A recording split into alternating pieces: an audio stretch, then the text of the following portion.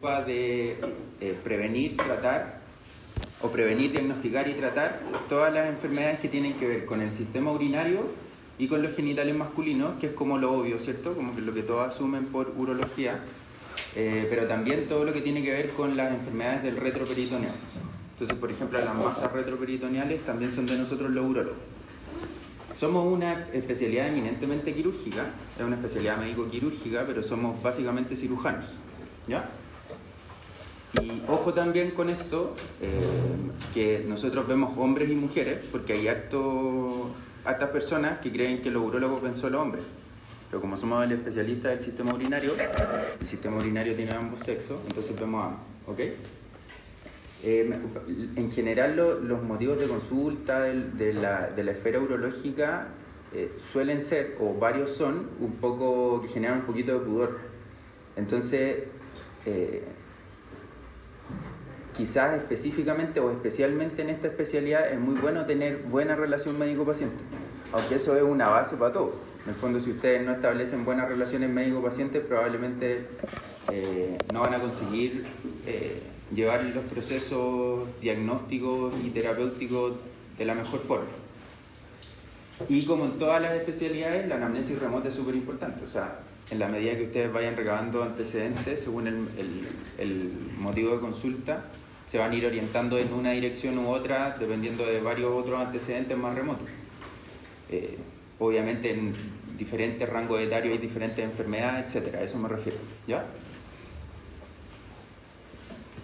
Bien, el examen físico urológico se lo describí acá como desde la parte más alta de la anatomía que nos convoca a nosotros los urólogos hacia abajo, ¿sí? Entonces, el riñón básicamente lo examinamos a través de la puño-percusión y de la palpación bimanual. En la práctica, examinar, es decir, que yo tenga un gran acercamiento diagnóstico solo con el examen físico para una patología renal es muy poco probable, ¿sí? Pero lo que está escrito en la semiología clásica es esto. Y la puño-percusión es algo que ustedes tienen que saber ir a buscar y en qué contexto ir a buscarlo, porque eso sí es un indicador diagnóstico bien importante, ¿ya? La palpación bimanual se describe como en la semiología clásica, que es esto de palpar profundo en el flanco y con la mano por posterior tratar de localizar el riñón, ¿sí? Que está descrito que es un riñón palpable, por ejemplo, en procesos neoplásicos avanzados, que uno pudiese palpar una masa renal mediante ese método, ¿ya? Luego los uréteres, la verdad es que muy poquito a lo que podemos acceder de los uréteres con el examen físico.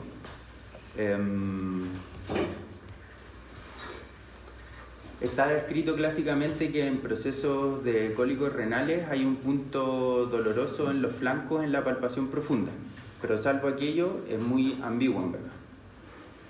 La vejiga, lo clásico y lo que tienen que saber, que siempre tienen que ir a estudiar en cualquier paciente urológico, es palpar si tiene o no globo vesical el paciente, que es una masa hipogástrica que clásicamente se describe como con matidez hídrica. O sea, ustedes saben que el abdomen es timpánico y si un paciente tiene un globo vesical, que es una sobredistensión patológica de la vejiga, podrían entonces, además de palpar una masita, en la percusión sentir una matidez hídrica, ¿ok? En la zona inguinal tenemos que buscar adenopatía. Esto es especialmente importante en procesos neoplásicos del área genital. Por ejemplo, el cáncer de pene se disemina a los ganglios linfáticos inguinales y por lo tanto es una de las cosas que en ese escenario en específico vamos dirigidamente a buscar. O, por ejemplo, en el contexto de infecciones de ETS, ¿sí? La uretra. La verdad es que en la uretra tenemos muy poquito acceso a través del examen físico. Podríamos decir que solo tenemos acceso al meato, que es el orificio externo de la uretra. Pero igual es útil en ciertas ocasiones ir a buscar dirigidamente si ese meato es del calibre que debiésemos esperar que sea, ¿ya? Y en las mujeres, en el contexto de la incontinencia uterina, también siempre vemos si ese meato y esa uretra son hipermóviles. En el pene como es un órgano externo, entonces sí podemos buscar más cosas y tenemos que dirigidamente, sobre todo si estamos en el contexto que nos haga sospechar alguna patología relacionada, si hay lesiones, si hay extensión del prepucio, o si hay curvatura o zonas induradas que le llamamos placas.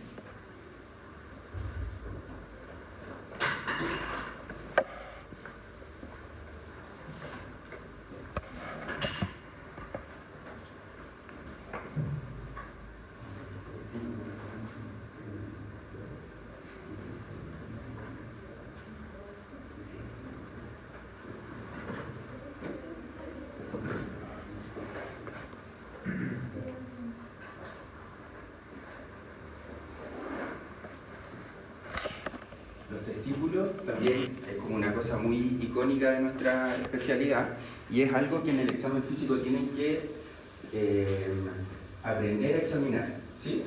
Probablemente si no se dedican a aprender a examinar los testículos por interés propio, digamos, van a ser pocas las instancias en las que en realidad les van a pedir que examinen los testículos, ¿cachai? Entonces, cuando tengan algún paciente en cualquier, si están por ejemplo rotando, creo que por ser no pasan por los servicios de medicina, si no me equivoco, ¿no? No sé si sigue siendo igual. ¿Sí o no? Sí. Hacen rotaciones por medicina, me imagino, ¿o no? No Todavía no saben nada. Se supone que deberíamos haber partido hoy, no nos han avisado, partamos el próximo lunes. Las rotaciones prácticas están así como en la nebulosa, ¿eso? Sí. Ok. Bueno, qué lamentable, pero independiente de aquello, que es muy lamentable, porque gran parte de lo que ustedes tengan que hacer después se fija, porque pueden aprender muchas cosas en la teoría, pero lo importante es que lo lleven a la asistencialidad, o sea, que ustedes tengan relación con los pacientes y que los examinen y que los entrevisten para que puedan fijar esos conocimientos.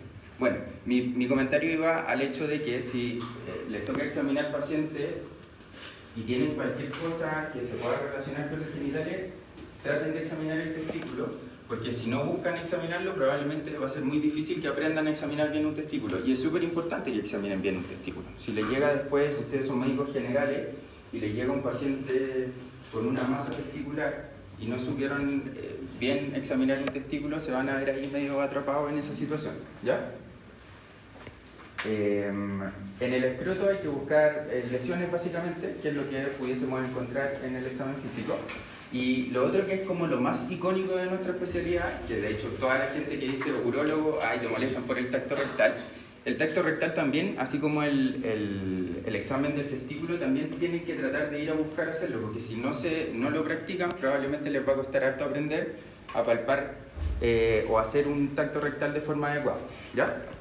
Y lo que buscamos básicamente es la consistencia, el tamaño de la próstata, que es como las dos cosas básicas, y después, bueno, si tenía un tacto rectal que es sospechoso, tratar de describir otras cosas más. Una próstata que es, digamos, de consistencia normal, se debiese palpar más o menos como la eminencia tenar. Y si la palpáis así como dura, como más como en el huesito, es cuando se pone sospechosa, ¿sí? Es adenomatosa, es blandita. Y acá les dejo dos imágenes básicamente para fijar el mismo concepto de lo que les estaba tratando de decir antes. Entonces, examinar el testículo en el fondo lo que uno hace es tratar de hacer unas pinzas con tu dedo medio y el pulgar para que te quede liso y puedes palparlo por fuera. Entonces tú fijas el testículo y tratas de palparlo, la consistencia, el tamaño, etcétera, con el dedo índice, ¿ya? Si tienen dudas me pueden ir preguntando. Yo no tengo problema en que me vayan preguntando en la medida que vayamos avanzando. Ya, estos son los motivos de consulta que vamos a ir viendo. Dolor urogenital, síntomas del tracto urinario inferior, alteraciones en la orina, trastornos de la erección, de la eyaculación y una cosa aparte, pero que es súper importante en la urología, que es el screening de cáncer de próstata. ¿Las mujeres no consultan urología o...? Sí. Sí, pero ahí sería como el pipí nomás. O, por ejemplo, que una mujer vaya a urología o siempre así como por derivación. No, sí. Es decir, nosotros tenemos hartas pacientes mujeres. Y es porque nosotros somos los especialistas, como lo que te decía al inicio, del sistema urinario. y probablemente el gran porcentaje de mujeres que nosotros vemos es por patología litiásica. Nosotros los urólogos somos los especialistas en la litiasis urinaria. Y pues entonces hartas mujeres nos llevan por esa vía. También vemos las incontinencias de orina y los trastornos inflamatorios infecciosos. Entonces, las mujeres con itus recurrentes, con incontinencia de orina, con litiasis, las vemos. Las mujeres que tienen tumores renales, cánceres de vejiga, cánceres de urotelio, también las vemos nosotros. ¿Está bien? Gracias.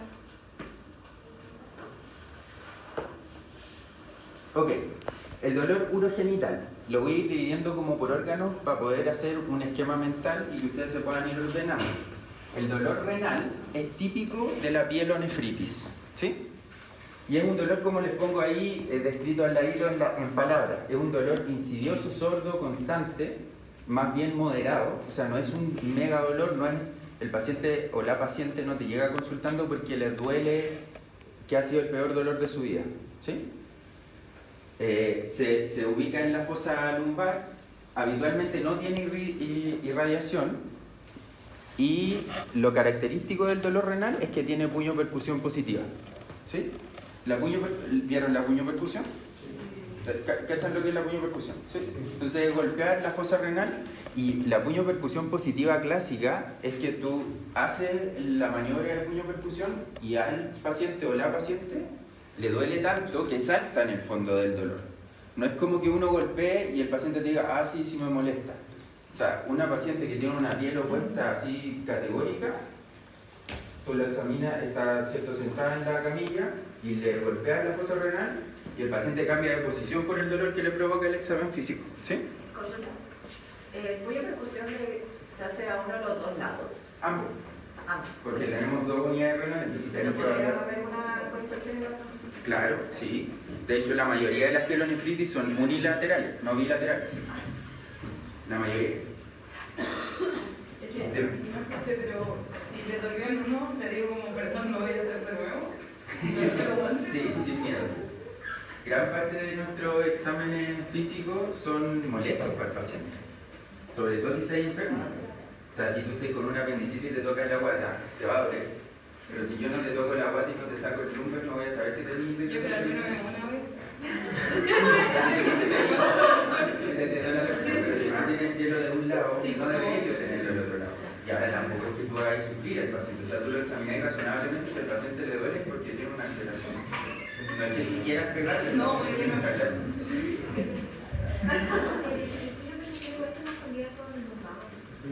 Lo que pasa es que el lumbago es otro perfil de dolor. En general, el lumbago, como concepto, es una cuestión bien amplia y genérica que te engloba todos los síndromes de dolor lumbar que pueden obedecer a muchas causas. Es un síndrome, ¿no? Y tiene otro perfil porque en general no es un dolor tan intenso. Y cuando es muy intenso, habitualmente se asocia a algún cambio postural específico o a algún movimiento específico. Y el dolor de la pielonefritis, que es el típico dolor renal, no tiene ese perfil. Como te digo, ahí es un dolor insidioso, sordo, constante. No es que la persona te llegue diciendo, no, o sea, que me paro de la cama y no puedo caminar. Porque me da un dolor de espalda, solo en la cama me puedo quedar tranquilo. Ese no es un perfil de dolor renal, es un perfil de dolor mecánico. El dolor pielo-ureteral, este probablemente es el dolor más característico de la urología, que es el dolor del cólico renal. No sé si aquí alguno ha tenido cólico renal. ¿No? ¿Verdad? Bien por ustedes. No, de verdad, porque por números debiese haber habido por lo menos uno.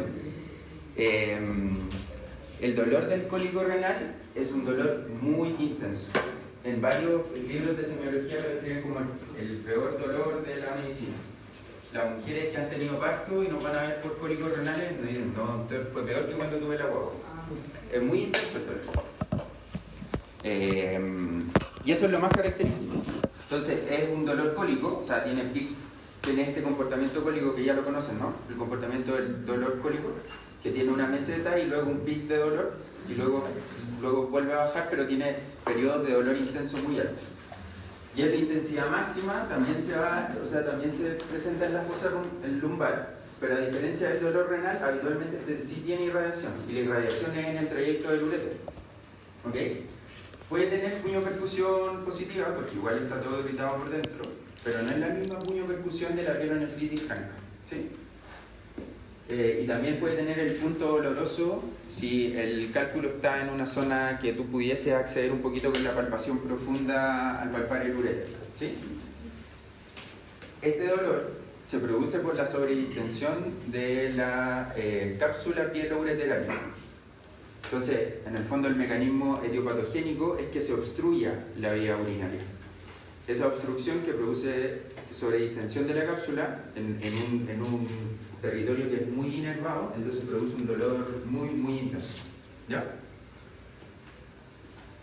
¿Y no has tenido ningún familiar con cólico renal? ¿Tampoco? ¿Sí? ¿Pero alguno ha visto a alguien con cólico renal? ¿Así estando con un cólico renal? Porque es una cosa muy característica. La gente que tiene un cólico renal, de hecho, llega a la urgencia y tiene un dolor tan intenso que no sabe qué hacer. Llega un paciente que está inquieto, que como que se mueve, que te dice, doctor, es que no sé, no puedo hacer nada, me pongo así, y está como inquieto. A diferencia, por ejemplo, del paciente que llega con una apendicitis, que le duele mucho la guata, pero en general tiene una posición antiálgica. Como que trata de encorvarse para que no estirar tanto el peritoneo que esté irritado. Pero el dolor del cólico renal es un dolor que genera mucha... además tiene como habitualmente cortejo neurovegetativo, o sea, el paciente se ve como sudoroso, está taquicárdico, puede estar nauseoso. La otra consulta es que conozco bien las divisiones de los cuadrantes abdominales, pero la fosa lumbar, ¿cómo es esto? Esta es la fosa lumbar. Pero En la pared posterolateral. No te podría decir, así como la división de la pared abdominal anterior no tiene así como un territorio. pero tampoco como el segmento de... Sí. Como segmentos de dermatómetro. Digo, como te la ves. No. No obedece a una definición neurológica. Es una situación anatómica, ¿no? ¿Y la analgesia sirve para estos dolores? Sí, claro, se manejan con anestesia, sin duda. El dolor vesical típico es el dolor de la retención aguda de orina, que es la abreviatura que les puse ahí de RAO, retención aguda de orina. Y en general es un dolor bien intenso también. Es agudo, habitualmente es progresivo. Se da en el contexto de un paciente que no puede orinar. Entonces habitualmente el paciente, si bien consulta por el dolor, siempre trae el antecedente más o menos evidente de que no puede orinar. Sería raro que un paciente te consultase por un dolor intenso y no te dijera que lleva un día sin orinar. ¿Sí? Entonces habitualmente el diagnóstico se hace rápidamente. Si uno sospecha, el paciente te dice, doctor, es que no puedo orinar hace un día y tiene un globo palpable y mucho dolor hipogástrico. ¿Sí? Ahora bien, ha pasado igual, esto es como historia de la medicina, pero ha pasado que hay pacientes que lo han metido a operar por apendicitis y se dan cuenta cuando entran, el apéndice está totalmente normal, le ponen una folia y o entran, notan que la vejiga está súper llena, le ponen una folia y se dieron cuenta que era un globo vesical. Así que igual hay que examinar al paciente, eso es lo que les quiero decir. Y obviamente alivia con la mixo, y en el examen físico encuentras globo vesical. El dolor prostático es un dolor mucho más difícil de localizar, es más bien sordo, es insidioso y habitualmente se refiere a la zona perineal, que es la zona que queda entre el escroto y el ano, ¿sí? El perineo. Y es típico de la prostatitis, ¿sí? El dolor peniano es algo bien anecdótico. ¿Cuándo el paciente puede tener dolor en el pene? Básicamente derivado de 3 cuadros, ¿sí? Primero, que pueda tener un priapismo, que es una erección prolongada patológica que genera isquemia en los cavernosos y eso genera dolor. En un segundo cuadro que se llama enfermedad de la Peyronie, que se caracteriza típicamente por curvaturas penianas durante la erección con erecciones dolorosas. ¿Cómo se llama? Enfermedad de la Peyronie, con Y a la del medio. Y el tercer cuadro es la parafimosis, que es la complicación de la fimosis. La fimosis es el prepucio estrecho, que cuando el prepucio es tan estrecho y el paciente retrajo el prepucio muy seguramente contra presión y se le queda estancado detrás del glande, entonces eso produce también un proceso inflamatorio agudo y isquémico incluso en algunos casos, que puede generar mucho dolor.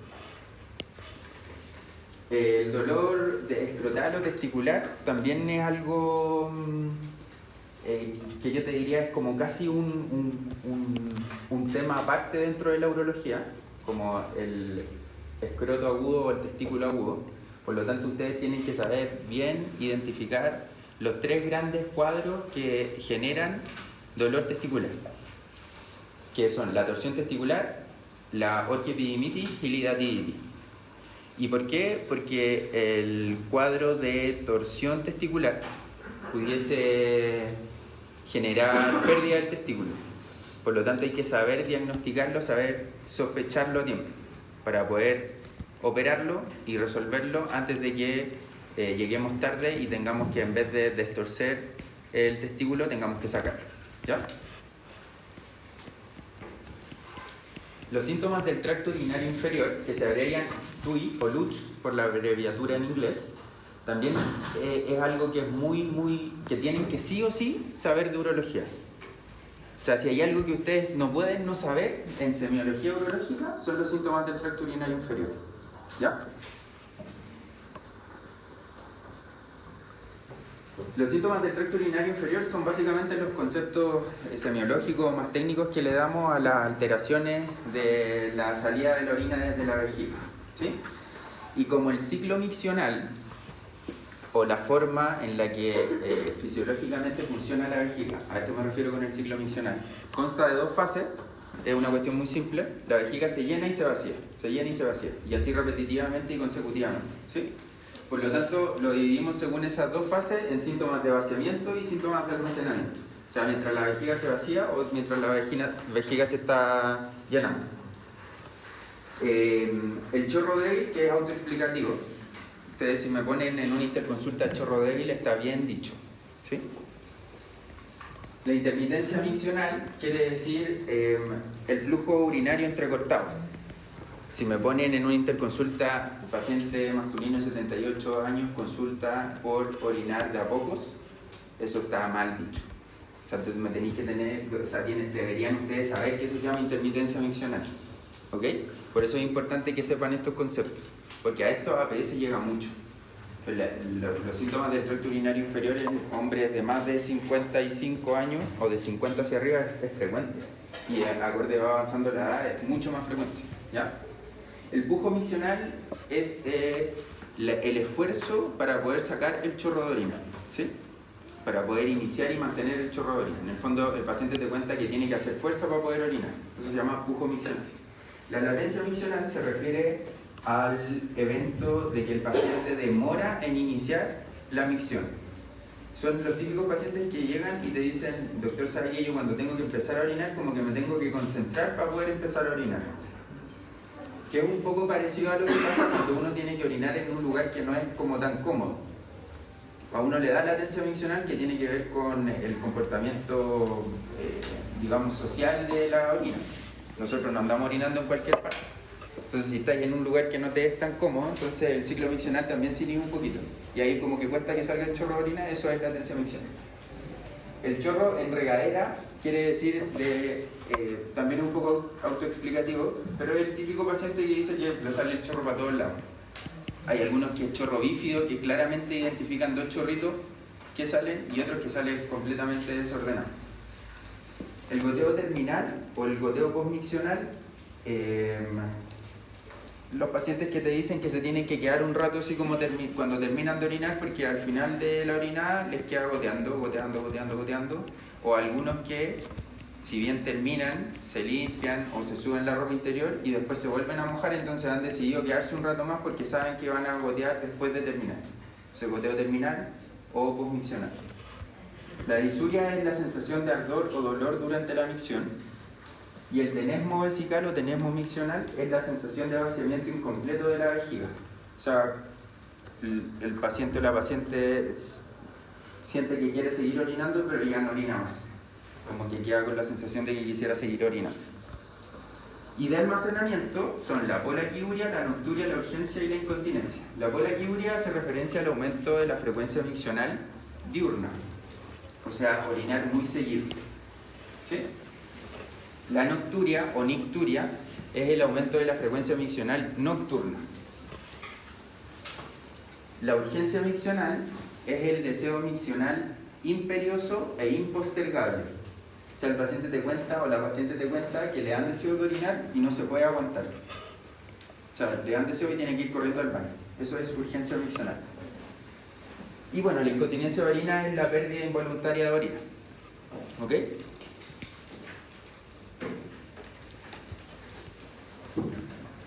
Dos palabras sobre las alteraciones del color o el aspecto de la orina.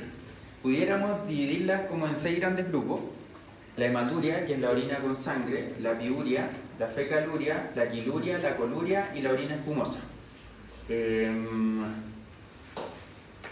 La quiluria, les voy a decir 2 palabras de estas dos que no las vamos a desarrollar mucho más.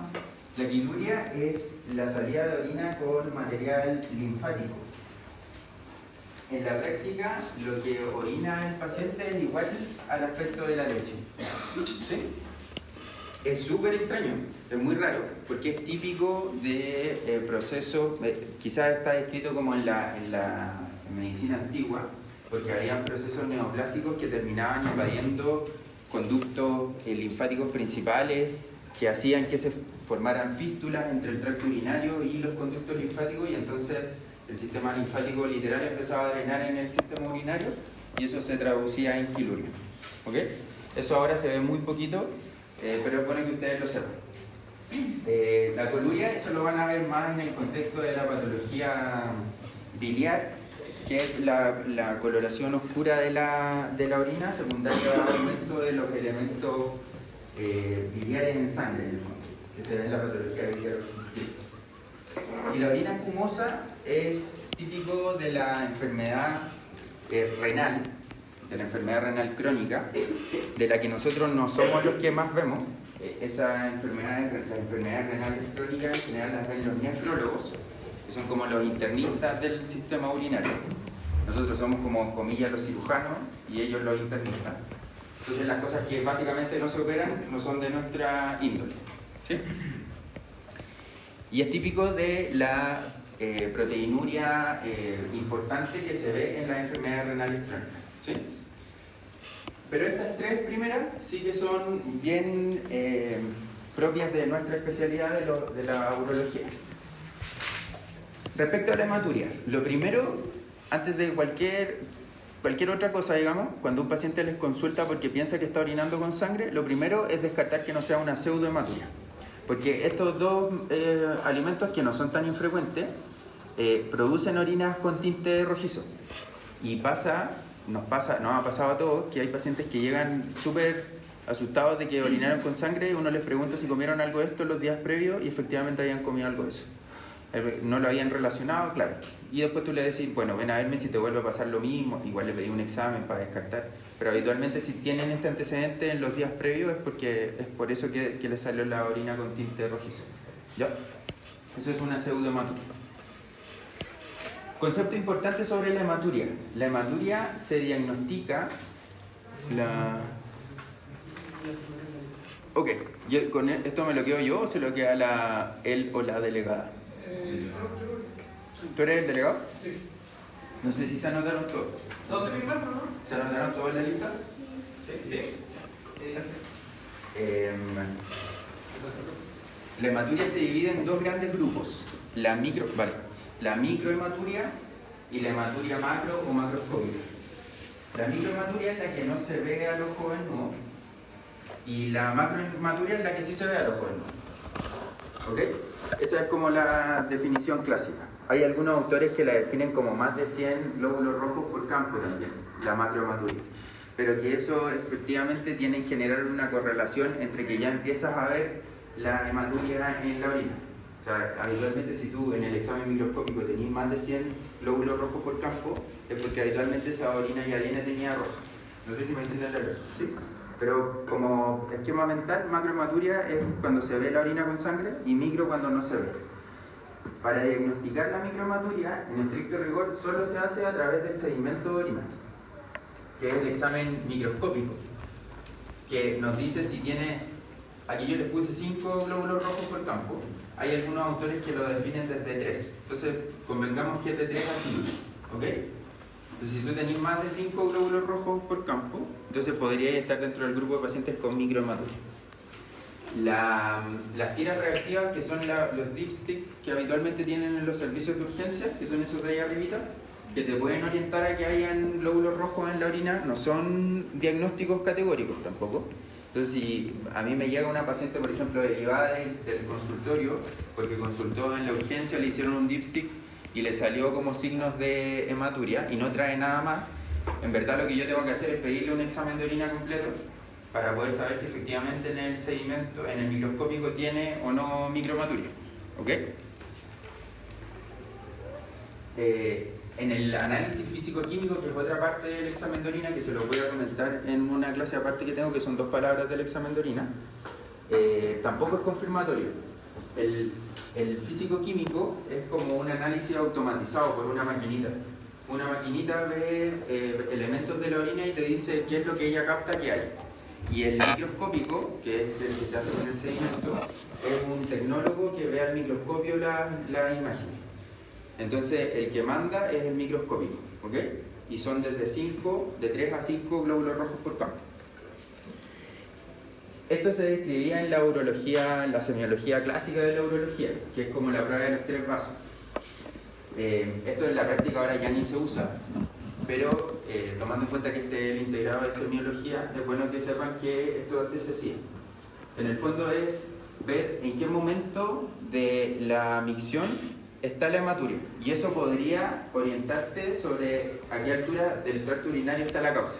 Entonces, si se fijan ahí en la columna A, en la hematuria inicial, porque están solo en el primer vasito, tú piensas que el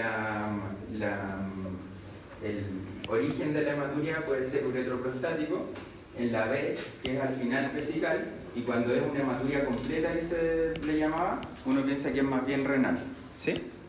Ahora, en la práctica, si el paciente te llega y te dice que tiene hematuria macroscópica, no es necesario que ustedes le digan, ya, ¿sabe qué? Haga esta prueba de los 3 pasos, porque probablemente no nos va a lograr orientar de tan buena manera como lo hacen hoy por hoy las imágenes, ¿sí? Pero es elegante que sepan esto. Que en el fondo tiene una lógica. Si la hematuria, o sea, si tú sacáis el chorro de orina y en la primera parte nomás de la orina te sale con sangre, es porque probablemente con el arrastre de la orina sacaste el sangrado donde estaba el sangrado. ¿Okay? Si pasa solo al final, es porque probablemente hay una lesión no tan grande en la parte en donde se estruja la vejiga, cuando se termina de vaciar, y ahí sangra. Y la renal es porque, claro, antiguamente los tumores renales, cuando eran grandes tumores renales, invadían el sistema colector, claro, es un tumor que está sangrando desde arriba, entonces todo el rato te está produciendo hematuria. ¿Sí?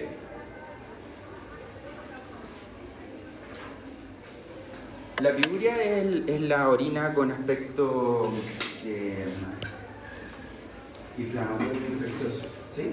Y es típico del proceso de infecciones urinarias, que es como básicamente orina con pus, ¿sí? Y lo clásico son las infecciones.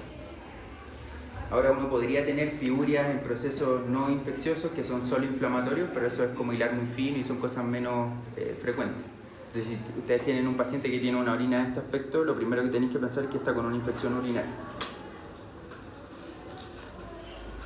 Y la fecaluria es la salida de gas a través de la orina. Entonces, literal, el paciente o la paciente siente que elimina gases al orinar, ¿sí?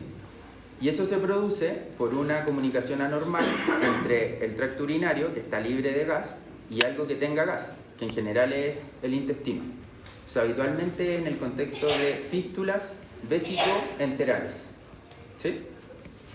Y eso habitualmente se da en procesos neoplásicos, que mayormente son de origen intestinal y que van por avance invadiendo la vejiga, más que al revés, o por procesos inflamatorios, como diverticulitis complicada.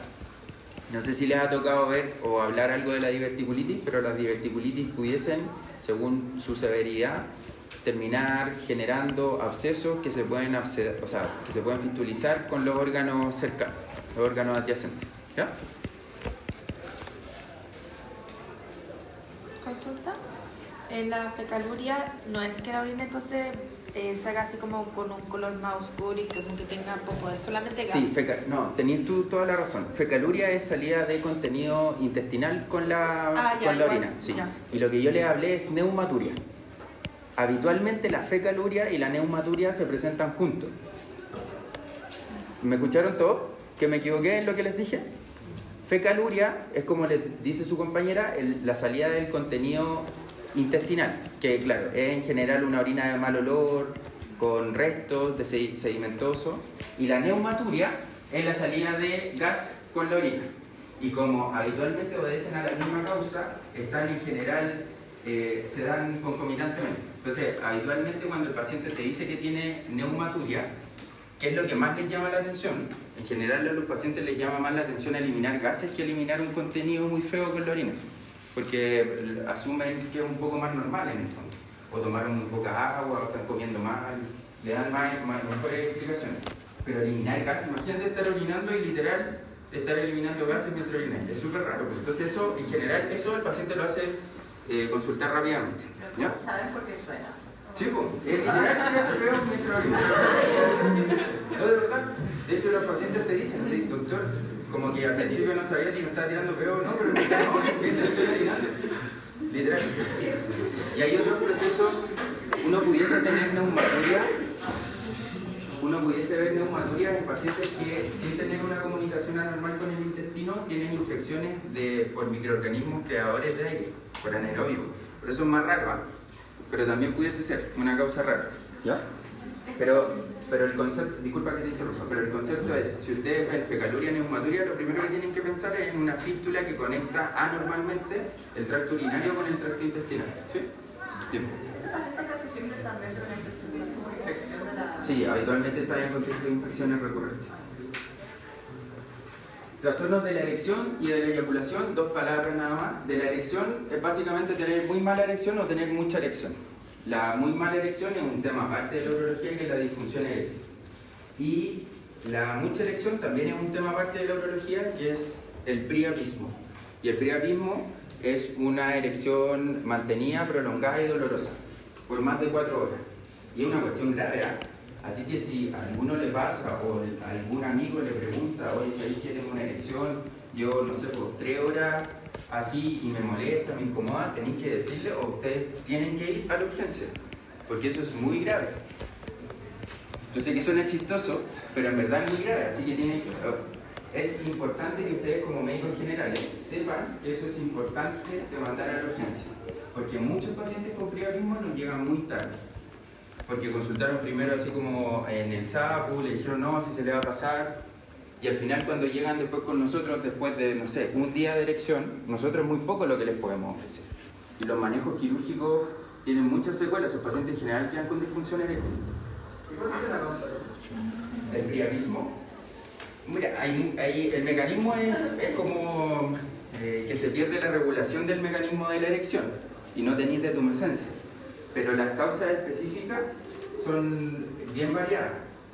Ahora, no es el tema de esta clase explicarte el mecanismo fisiopatológico a través del cual se produce la erección patológica. Así que no vale la pena hablarte de moléculas y cosas por el estilo. Pero el punto que sí tienen que saber es que si el paciente tiene una erección que no se le pasa y le empieza a incomodar, tienen que saber sospechar que ese paciente tiene que ir a la urgencia y ser evaluado por urología de urgencia. ¿Ya? Y respecto a la eyaculación, pudiésemos decir que hay 5 grupos de alteración de la eyaculación. La eyaculación dolorosa, la eyaculación precoz, que está muy de la mano con la disfunción eréctil, están súper relacionados.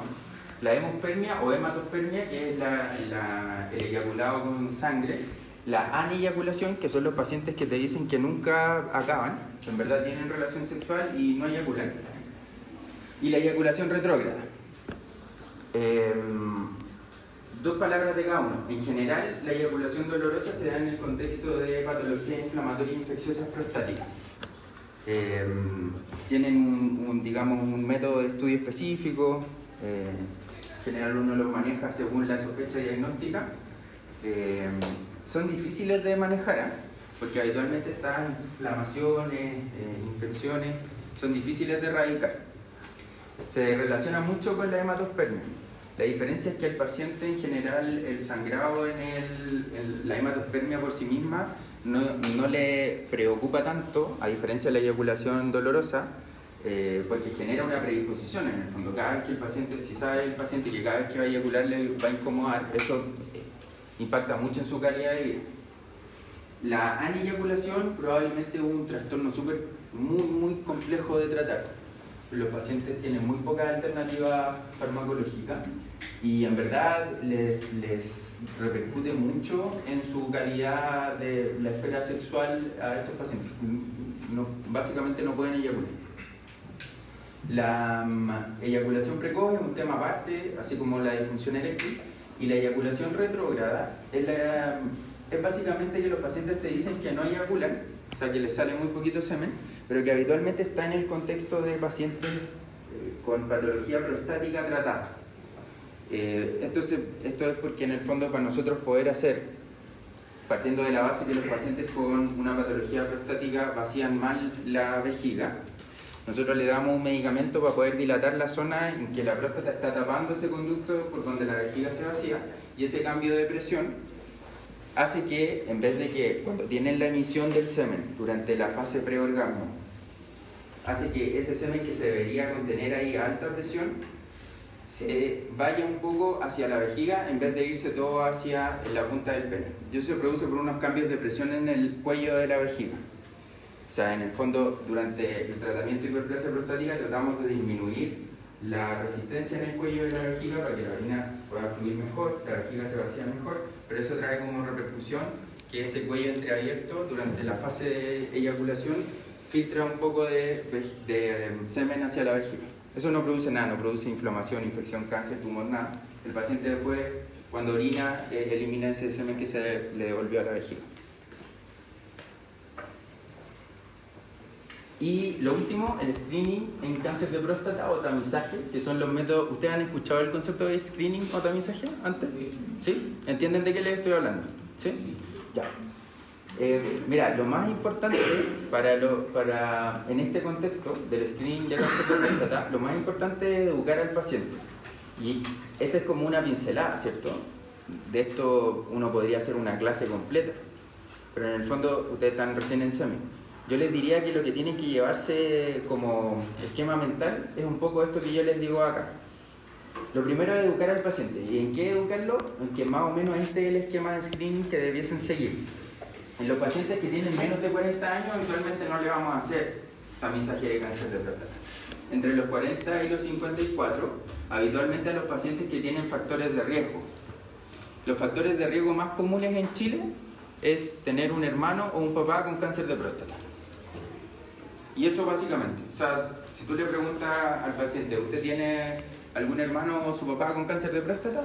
Y te dice que sí, entonces ese paciente debería empezar o a los 45 o a los 50 si estáis haciendo tu tamizaje desde los 55.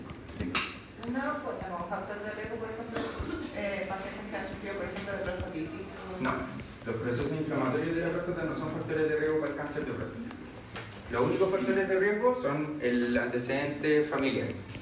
Ahora, ustedes están recién en tercero, no vale la pena que yo les hable más porque en verdad cuando uno hace esta estimación de riesgo ve estas otras cosas, porque hay otros síndromes genéticos oncológicos que se relacionan con el cáncer de próstata, entonces a lo mejor uno va a empezar a preguntar por otros antecedentes familiares, o por ejemplo los pacientes negros tienen también más riesgo en general de tener cáncer de próstata.